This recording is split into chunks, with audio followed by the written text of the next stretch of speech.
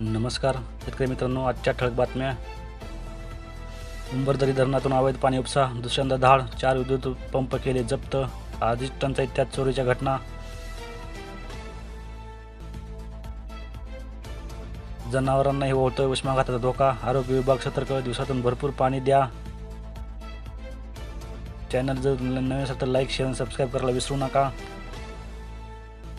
अहमदनगर या चिंचांना जगभरातून आधी मागणी. चिंच बाजार राज्यात अव्वल. चिंच फंड्यातून हजारो महिलांना रोजगार. चिंचोक्याचे भाव दुप्पट.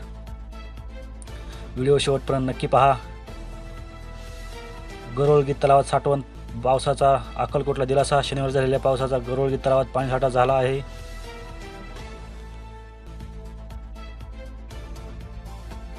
शेती आणि फळपिकांच्या नुकसानीपोटी मिळाले 54 कोटी 98 लाखाचे अनुदान. सांगोल्यात 34,778 शेतकऱ्यांना दिलासा.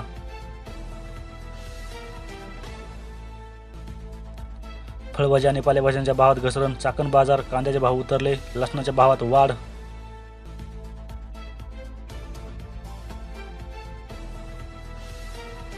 वादळी वाऱ्याने घेतले दोघांचे प्राण. सोलर वॉटर हीटरचे पॅनल पडल्याने चिमुकलीचा अंत. पत्रे उडाले आणि डोक्यात दगड पडून मृत्यू.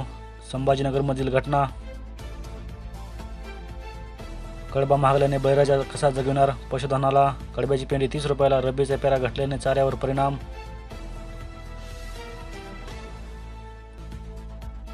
कांजण्याच्या संसर्गापासून मुलांना सांभाळा. बालकांच्या त्वचेवर डाग, डोकेदुखी, ताप, पोटदुखीसारखी लक्षणे.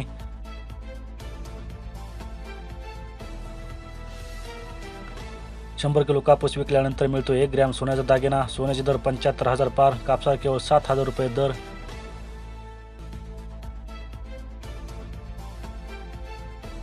वळवाचा पाऊस शेतकऱ्यांची पाठ सोडेना. हळद पुन्हा भिजली. खरीपातील नुकसानीचे अनुदानच अजून राहिले. आता पुन्हा हळदीचे झाले नुकसान.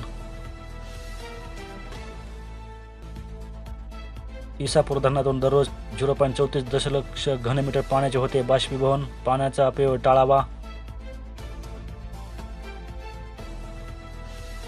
खाद्यतेलासह किराणा स्वस्त. सोन्या चांदीचे दर गगनाला. आंतरराष्ट्रीय बाजारात खाद्यतेलाचे दर झाले कमी.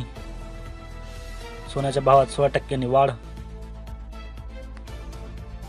फरदड कापसातून उत्पन्न मिळेल शेतकऱ्यांना आशा.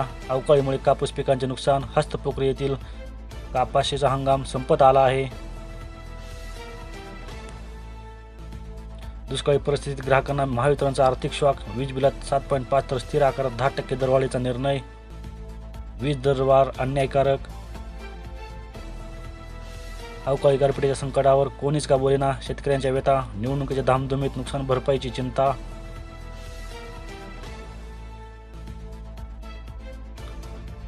हातडी परिसरात अवकाळी पावसासह वादळाचा तडाखा. शेतामध्ये बांधलेल्या बैलाच्या अंगावर झाड कोसळून मृत्यू. शेतकऱ्यांच्या कांदा पिकाच्या तोनात नुकसान.